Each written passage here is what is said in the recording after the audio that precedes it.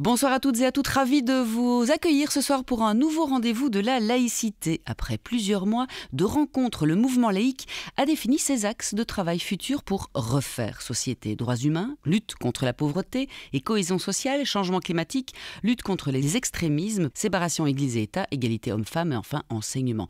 Des thématiques qui seront débattues lors d'une convention laïque les 7 et 8 octobre prochains à Wavre. Nos invités nous en parlent ce soir. Bienvenue dans Libre Ensemble. Libre Ensemble, Catherine Ax, Jacques Nizan. Bonsoir à mes invités ce soir. Je suis ravie de vous accueillir aujourd'hui, Véronique Dethière. Bonsoir Véronique, vous êtes responsable politique de la FAPEO. Nous avons également Benoît van der Merchon. Bonsoir Benoît. Bonsoir. Secrétaire général du Centre d'action laïque. Et enfin Jean Leclerc. Bonsoir Jean Leclerc. Bonsoir Catherine. Vous êtes professeur de philosophie à l'UC Louvain. Benoît, je le disais d'entrée de jeu, le mouvement laïque se réinterroge, retravaille sur ces thématiques, ces fondamentaux, sans les oublier, mais avec de nouvelles thématiques aussi. Après 2 ans de pandémie de coronavirus, dans un monde où l'incertitude semble vraiment empêcher de se projeter dans l'avenir. On l'a vu avec la difficulté avec laquelle nos jeunes peinent à trouver leur voie parfois. Repenser notre société était plus que jamais nécessaire. Les 7 thématiques, dites-nous, elles se croisent, elles s'entrechoquent, elles se répondent, est-ce qu'elles ont la même importance ? Dans un premier temps, j'ai envie de dire, enfin, on peut se retrouver, on peut être ensemble, échanger, construire, et autrement que par écran interposé. Donc je pense que l'idée, pour un mouvement aussi riche, varié que le mouvement laïque, de pouvoir essayer de faire sens ensemble, mais réellement, et relancer une mécanique après les mois anxiogènes qu'on a pu vivre, où on voit des crises se succéder les unes aux autres, je pense que c'est vraiment crucial. Ensuite, on a vu émerger ces derniers mois des défis supplémentaires qui n'éludent pas ceux qui étaient là avant, qui se superposent et qui nous obligent davantage comme mouvement. L'idée que nous avions, c'était vraiment de pouvoir travailler ça avec toutes les composantes du mouvement, dans la durée, dans une véritable logique d'éducation permanente, en consultant, en dialoguant et en formulant des propositions.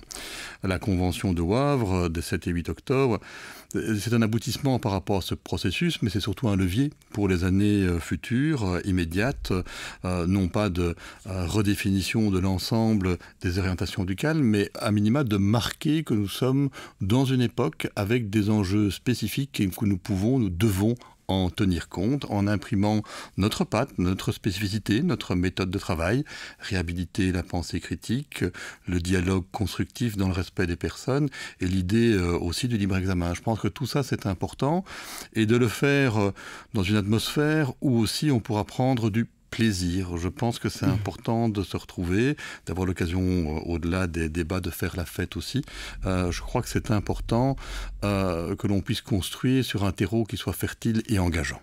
On va le voir avec Véronique Dethière et l'enseignement. Évidemment, ça s'adresse aussi aux jeunes. Est-ce que la laïcité n'a pas toujours un petit peu peiné à aller chercher, à parler à cette jeunesse-là, qu'il est important d'aller quérir, puisqu'on ne peut pas ne pas lorgner sur les élections de 2024, quand on voit ce qui se passe en Italie, en Suède, que faire dire ou que dire et comment aider les primo-votants aux prochaines élections ? Je pense qu'on ne se rend peut-être pas compte à quel point les élections de 2024 seront cruciales. On vient de vivre ce qu'on vient de vivre en Suède, on attend avec un petit peu d'appréhension ce qui va se passer en Italie, et il serait illusoire de penser un seul instant que la Belgique et la Fédération Wallonie-Bruxelles vont rester étrangers à cette montée des extrémismes qui, quelque part, menacent évidemment les fondements de notre démocratie. Du côté du mouvement laïque, nous avons toujours la volonté de lutter contre toutes les idées nauséabondes pour notre démocratie et de réhabiliter la pensée complexe. Donc la lutte contre l'extrême droite, les vertus du débat contradictoire dans le respect des personnes et le pari de l'intelligence de tout un chacun, c'est là-dessus qu'on se base. Maintenant, on se rend bien compte qu'à l'époque des réseaux sociaux, d'une polarisation à outrance, des pensées résumées à quelques caractères, il y a des outils là qui sont utilisés par les jeunes et massivement aussi par tous les partis extrémistes qui doivent à minima nous interpeller. Je suis ravi d'avoir autour de la table la représentante politique de la FAPEO qui a longtemps et qui continue à militer pour un cours de philo de citoyenneté, mais on pourrait y voir aussi un besoin d'éducation aux médias, d'éducation aux nouvelles technologies, où là, si nous ne réfléchissons pas à comment on construit l'avenir avec nos jeunes, on va rater quelque chose. Après, effectivement, je pense qu'il est important aussi pour notre mouvement, il ne s'agit pas de faire du jeunisme ou de mettre au banc ceux qui ont un peu plus d'expérience. Les millésimes peuvent être différents, mais je pense que la valeur, elle est toujours derrière. Je pense qu'il est important de faire percevoir à quel point les enjeux et les combats de la laïcité sont en réalité d'une actualité brûlante pour toutes les couches de la population, y compris les jeunes. Ce 28 septembre, journée mondiale pour le droit à l'avortement, il est évident que là, nous parlons d'une thématique, nous nous battons pour le respect des droits de toutes les femmes, et c'est clair que ça concerne plus les jeunes que de la barbe blanche que je suis. Idem pour un coup de philo et de citoyenneté. Donc en réalité, les combats de la laïcité, ils sont d'une actualité, d'une jeunesse et d'une pertinence qui ne se dément pas.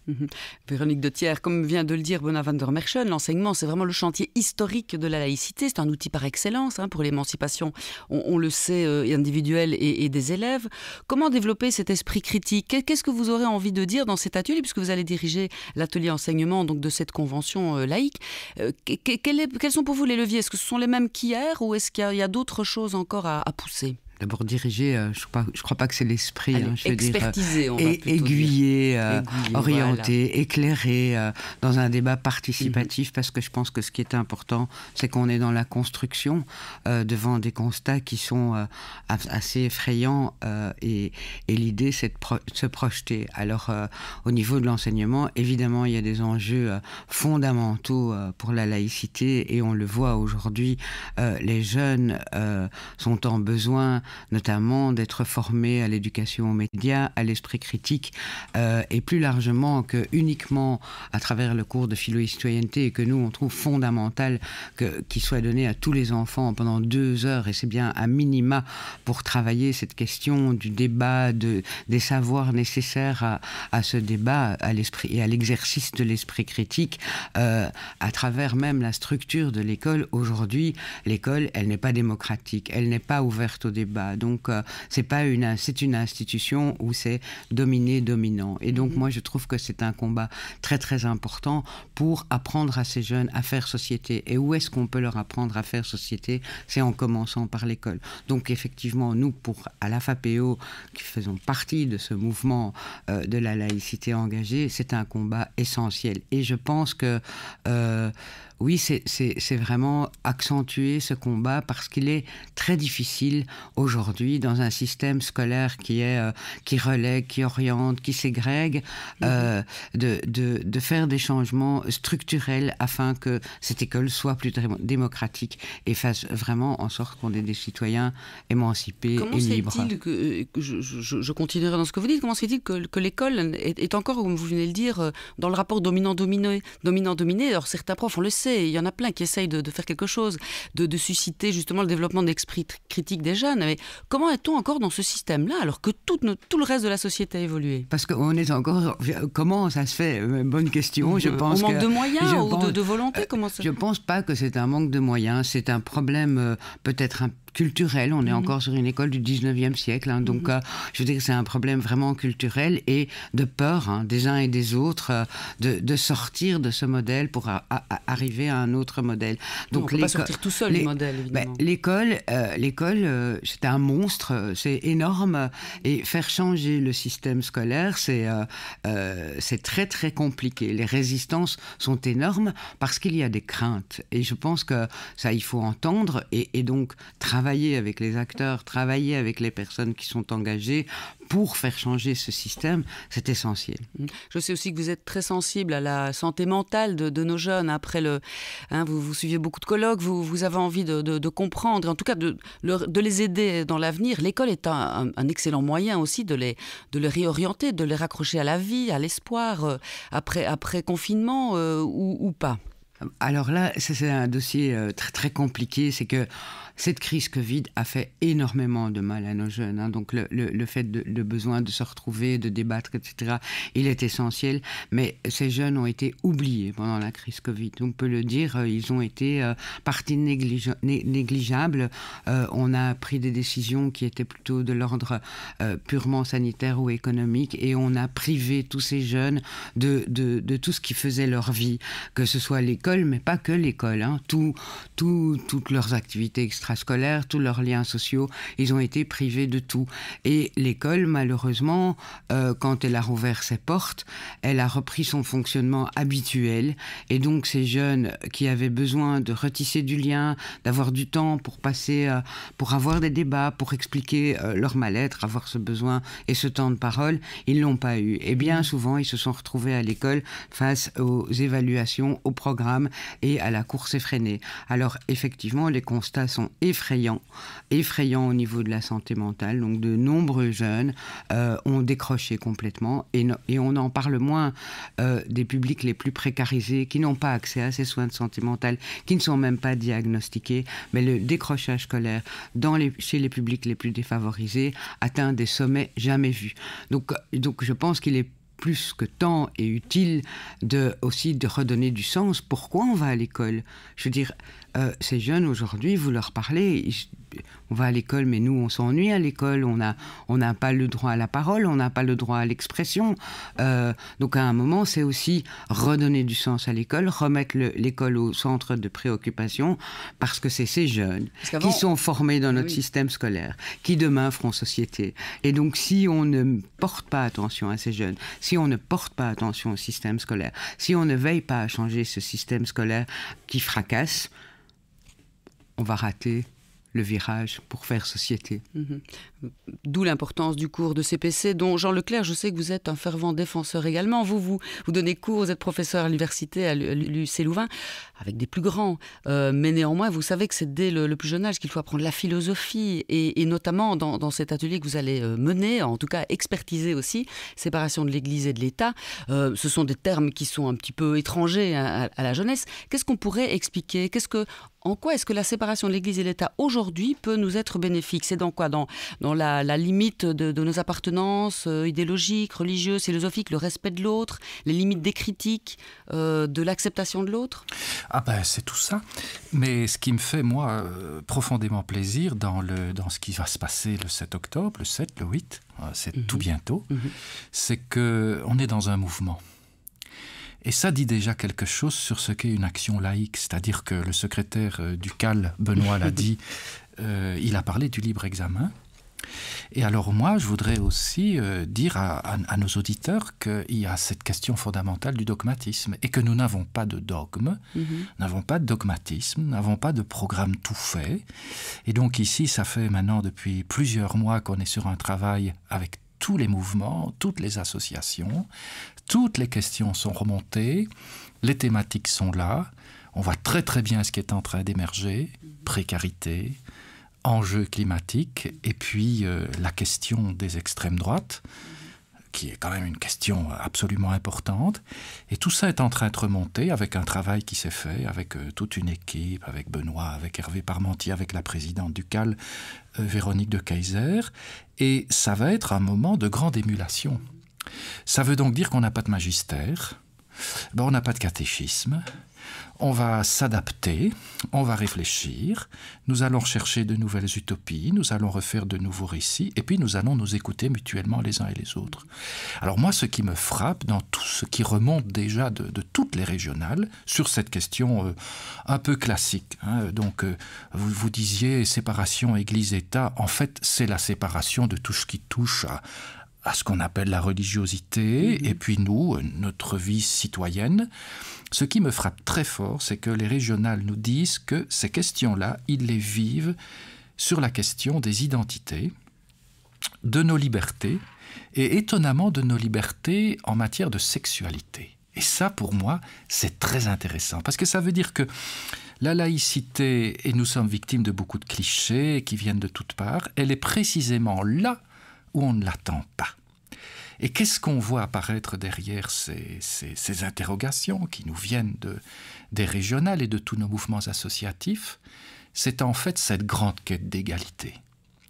Et Véronique l'a dit, dans l'école, c'est un lieu fondamental d'apprentissage de l'égalité. Personne ne dicte sa loi à un autre ou une autre. Exactement. Et donc un moment où il est parfois très difficile de parler de laïcité, nous pouvons parler d'égalité, de cette volonté d'avoir de la solidarité. Qui ne refuse pas la religiosité aussi, la spiritualité. Mais justement, pas du tout, ni d'ailleurs la religion, ni d'ailleurs la spiritualité, mais qui revient justement à vouloir les mettre à leur juste place pour faire quoi ? Pour faire ce que la Convention veut profondément. Comment aujourd'hui, dans un monde fracturé, qui traverse 2 crises majeures. La crise du Covid est une crise grave. La crise de la guerre ukrainienne et la crise financière et économique que nous sommes en train de traverser est encore infiniment plus grave. Donc nous sommes sollicités. Comment est-ce que nous allons pouvoir faire société ? Alors non pas avec des recettes miracles qui viendraient d'un ciel ou bien d'un enfer, c'est selon, mais avec nos propres intelligences, avec notre propre raison, avec ce que nous pouvons faire avec un mouvement qui... Pour le coup, parce que n'oublions pas que la laïcité, elle est organisée. Et si elle est organisée, ça veut dire qu'elle est financée. Et parce qu'elle est financée, elle doit rendre un service à la société belge. Et donc, elle doit vraiment apporter quelque chose. Elle doit apporter sa pierre à la construction de cette société belge, qui est une société plurielle, une société riche, une société avec de multiples défis. Et nous, Centre d'action laïque, avec cette convention, je crois qu'on est en train d'apporter, je crois, un témoignage et aussi des actions, parce qu'on est bien un centre d'action laïque, on est en train d'apporter des spécificités d'action laïque pour une façon de refaire société où, précisément, alors chacun a ce droit à la dignité, chacun a ce droit à l'égalité, et nous avons une exigence de solidarité. Et donc, la convention, de tout ce que l'on voit qui est remonté de nos régionales, c'est très important parce qu'on voit un mouvement qui vit, on voit un mouvement qui réfléchit, on voit un mouvement qui n'a pas du tout peur de ses contradictions. Voilà, on l'a déjà vécu et on va avoir un moment de réflexion autour de ce qu'a apporté le président Barthélemy Hyssen au mouvement. Donc, la définition de la laïcité a évolué. Et donc là, on voit un mouvement qui est véritablement en phase avec la société. Qui a évolué terriblement, c'est celui justement de la question des enjeux climatiques. Tout à fait. Dont la laïcité ne s'est jamais vraiment emparée. Mais et pourtant, selon vous, est-ce que la laïcité est vraiment faite pour, justement, dans ses actions, défendre, en tout cas, prendre à bras-le-corps les enjeux environnementaux avec la démocratie et non d'autres dogmes ? Mais c'est très fondamental parce que souvent, quand on a des difficultés à dire le mot laïcité, en fait, on peut dire le mot égalité. Et si on veut vraiment... Et alors, je crois qu'il y a vraiment... Et ça, notre expert qui viendra de l'Université de Liège, mon collègue d'Outre-le-Pont, le dira bien. Si on parle d'une écologie, on doit toujours se rappeler que le mot écologie... D'ailleurs, c'est très intéressant, parce que laïcité, c'est 2 mots grecs aussi. Laos, c'est le peuple. Et l'écologie, c'est la connaissance des lois de la maison, oikos pour les Grecs. Donc cette espèce de maison commune dans laquelle on est. Donc évidemment, il y a un lien très fort entre écologie et laïcité. Pourquoi ? Parce qu'à partir du moment où on veut habiter une maison, et on veut vraiment que cette maison soit commune, en matière de ressources, en matière de dépenses, en matière de respect, cette question de l'égalité, elle est extrêmement importante. Aujourd'hui, quel est le grand problème de la crise climatique que nous traversons ? C'est cet ensemble d'inégalités qui sont là. Certains vont vraiment en souffrir. Et certains en souffrent beaucoup et nous en souffrons beaucoup. Et donc ça veut dire que pour nous, revendiquer des actions laïques, c'est-à-dire revendiquer un critère d'égalité, mais aussi... C'est très important pour nous, c'est pas que l'égalité, c'est la correction des inégalités. Donc c'est faire en sorte que chacun soit le détenteur pour faire cohésion sociale. Exactement, puisse jouir de ses propres droits. Et donc c'est pas étonnant que les membres du mouvement nous disent attention, précarité, attention, extrême droite. Benoît l'a dit tout à l'heure, ce qui se passe en Europe en ce moment. Tout est lié en fait, Jean Leclerc, Véronique de Thiers, c'est très lié. C'est très lié. Parce que là, il sous-tend aussi toute la question démocratique, des droits humains. Est-ce que nos démocraties, est-ce que la laïcité est prête à affronter ces enjeux phénoménaux qui soient sociaux ou environnementaux ? Telle qu'on la connaît aujourd'hui. En tout cas, peut-être que pour tout ce qui est la lutte contre l'extrême droite, il y a un élément dont on doit être conscient, Et on aura l'occasion d'en débattre le vendredi sur la défense nécessaire de notre état de droit avec François Daoust. Ce qui est vraiment... On a vécu ces dernières années avec la lutte contre le terrorisme et avec la lutte contre la pandémie, des objectifs bien légitimes, quand même une période où les libertés ont été mises, mais de manière drastique, verticale, entre parenthèses. Et on a quelque part habitué la population à des mesures de type autoritaire et à une gestion de type très verticale. On n'a plus le temps de discuter au Parlement, on n'a plus le temps de faire du droit. Non, il faut aller d'urgence commande. Mais ça, c'est évidemment un terreau fertile, terriblement fertile pour l'extrême droite. Et on le sent d'ailleurs que celle-ci se normalise de plus en plus. On pourrait reprendre quelques exemples, mais allez, au moment où nous avons eu une large période d'affaires courantes après les dernières élections, on a quand même... le roi Philippe qui a accueilli le président du Vlaams-Belang, ce qui ne s'était jamais fait auparavant. On a récemment eu toute une polémique sur le cordon sanitaire. On sait aussi tout ce qui se profile du côté nord du pays. Ce n'est pas une fiction d'imaginer une majorité NVA Vlaams-Belang. Et l'attitude pour le moins ambiguë de la NVA quant à de possibles alliances avec le Vlaams-Belang et son rejet viscéral du cordon sanitaire, tout ça n'augure pas de quelque chose de vraiment joyeux. Et donc là, je pense que nous avons un rôle absolument essentiel pour justement arriver à déconstruire, et vous le faites assez régulièrement dans cette émission, à déconstruire le discours d'extrême droite. Et là, si on rate le coche, peut-être qu'on va se retrouver avec de mauvaises surprises, parce que imaginez que la Fédération Wallonie-Bruxelles va être ad vitam immunisée par rapport à l'extrême droite, ce serait faire fausse route, d'autant plus qu'on a déjà eu quand même il y a quelques mois la tentation de créer un nouveau parti chez nous d'extrême droite qui a heureusement a échoué. Mais j'encourage tout le monde à lire les nombreux rapports de la Sûreté de l'État qui pointent également le danger d'une extrême droite violente et d'un passage à l'acte. Et donc, on n'est pas dans le fantasme à cet égard. Il y a eu de multiples déclarations également du président du comité de contrôle, le fameux comité R, du contrôle des services de renseignement, qui alerte sur le danger de l'extrême droite. Et je pense que si là, tous les démocrates de ce pays ne sont pas vigilants et continuent à s'invectiver à coups de tweet plutôt qu'essayer de construire, je ne suis pas sûr qu'on sert réellement à l'avenir.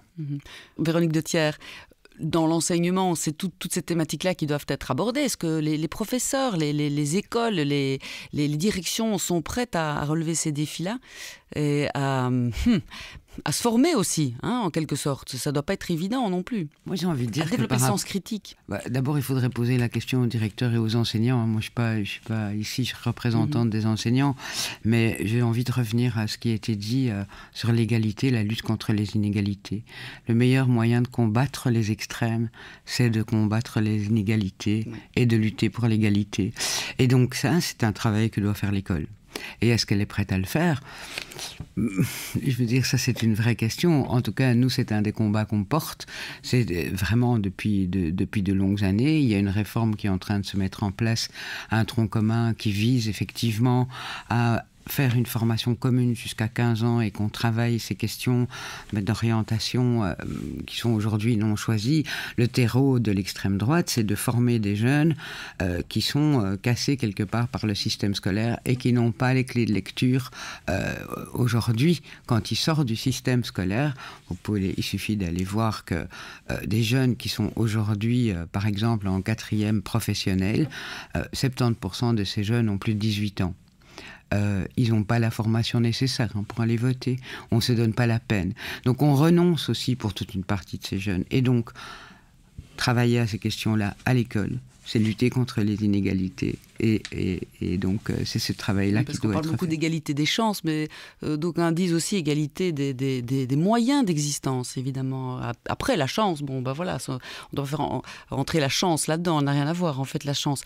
Un dernier mot, peut-être pour conclure aussi, Jean Leclerc, on le sent bien, pensée critique, c'est pour éviter l'instantanéité qui prime sur le long temps, notamment dans les réseaux sociaux et pour les jeunes, un peu comme disait Guitry, ce qui probablement fausse tout dans la vie, c'est qu'on est convaincu qu'on dit la vérité parce qu'on dit ce qu'on pense. Oui, exactement. Enfin, c'est très important aussi de dire ce qu'on pense, parce que c'est une. Aujourd'hui, que les réseaux sociaux et les jeunes pensent qu'ils ont raison, ils disent. Ça, c'est vrai, mais ça, c'est toute la problématique. Mais par exemple, pour nous, la liberté d'expression, comme le libre examen, comme le refus de tous les dogmatismes, c'est évidemment très important. Mais mon mot de conclusion, ce serait, en fait, on fait convention. Et vous savez, Catherine, que j'aime toujours de rappeler les étymologies des mots. Vous me rappelez l'étymologie des mots. La convention, c'est qu'on vient avec et on vient ensemble. Et ça, je crois que c'est une des forces du mouvement laïque. Bon, quand vous êtes dans une église, quand vous êtes dans un mouvement religieux ou pas, il y a la nécessité d'avoir une identité particulière, et c'est normal. La religiosité, elle fonctionne comme ça. Si vous êtes un catholique, par préférence, vous êtes baptisé, vous êtes eucharistié, etc. Si vous êtes musulman, etc., etc. Pour entrer dans le mouvement laïque, en fait, la seule identité nécessaire, c'est la citoyenneté, c'est d'accepter qu'en fait, avant toutes ces choses-là, nous sommes des citoyens, que nous venons tous ensemble, ni plus ni moins d'ailleurs, parce qu'il y a un grand souci d'égalisation des personnes, que chacun a les possibilités et les disponibilités en lui, que chacun peut apporter sa propre pierre à la construction d'une société qu'on veut meilleure, puisqu'il s'agit bien de réfléchir à comment faire et comment refaire société aussi, on a les deux points. Et c'est ouvert à tous. Donc, il n'y a pas un ticket d'entrée qui est là. On aurait envie de plagier, pour le coup, alors une phrase biblique. Venez, voyez, et puis sentez-vous libre. Rappelez, on vous ouvrira. Oui, sentez-vous libre, parce que il n'y a pas d'a priori, il n'y a pas de truc nécessaire avant. Et vous serez simplement vous-même, mais simplement vous ne serez pas tout seul, vous serez avec des autres, et parce que vous serez avec les autres, vous ferez convention, vous ferez peuple, vous ferez laos, vous ferez laïcité, et puis vous allez réfléchir comment vous voulez que la société de demain, elle soit la vôtre, la nôtre, avec les ressources qui sont les nôtres. Ça peut remettre de l'espoir, de la joyeuseté dans nos vies. Mais c'est très important, et Benoît l'a dit. Benoît l'a dit, c'est aussi on aura beaucoup de réjouissance aussi à cette convention. Donc il faut s'amuser, il faut se réjouir, parce que la laïcité, l'action laïque, c'est aussi des affects, c'est aussi des joies, c'est des peines parfois, mais c'est aussi des grandes joies. Enfin, c'est la joie de faire peuple. Alors Benoît, on va inviter nos auditeurs à nous rejoindre cette convention laïque en compagnie d'autres citoyens mobilisés les 7 et 8 octobre à Wavre. Exactement, et donc au plus nous serons nombreux, au plus nous pourrons justement échanger de manière utile et par après dans ce que nous pourrons porter comme revendication au centre d'action laïque. Oui, nous pourrons être représentatifs. Donc c'est un appel effectivement à la participation, c'est un appel aussi au travail. Je pense que tout ce qui a été évoqué ici durant ces réunions, c'est une exigence. Et donc oui, participer, c'est une exigence. On vient d'apprendre récemment le décès de Godard. Il avait cette belle formule disant dans le « je pense, donc je suis », le « je » du « je pense » n'est déjà plus le même que le « je » du « je suis ». Je pense qu'on ne doit pas l'oublier, c'est un appel au travail. Merci Benoît van der Merchen, merci Véronique de Thiers, merci Jean Leclerc, toujours un plaisir de vous recevoir à nos micros. Merci à tous ceux qui ont fait le choix de nous écouter ce soir. On se donne rendez-vous à cette convention laïque du 7 et 8 octobre à Wavre. Toutes les informations sur notre site internet, évidemment, laïcité.net. À très bientôt pour un autre rendez-vous de la laïcité. Merci et bonne soirée.